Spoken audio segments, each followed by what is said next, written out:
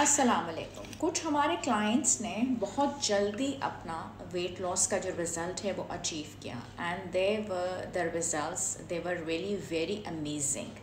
तो कैसे उन्होंने ये रिज़ल्ट्स अचीव किए? उन्होंने जो कोल्ड ड्रिंक्स का शौक़ था उसको ख़त्म किया, उससे बहुत अच्छा रिज़ल्ट आया।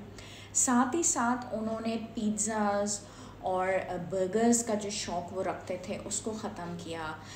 बहुत ज़्यादा वो जो नमकीन और नींबू खा रहे होते थे शाम की चाय के साथ, उस शौक़ को उन्होंने ख़त्म किया।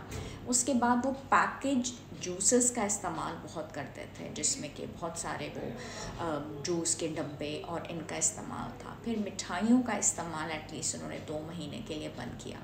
इन चीज़ों का जब इस्तेमाल उन्होंने बंद किया 2 महीने के लिए, and they found that the results they were amazing. जो उनके चेहरे पे बहुत फूलापन और स्वेलिंग था वो भी बहुत अच्छे तरीके से ख़त्म हो गया।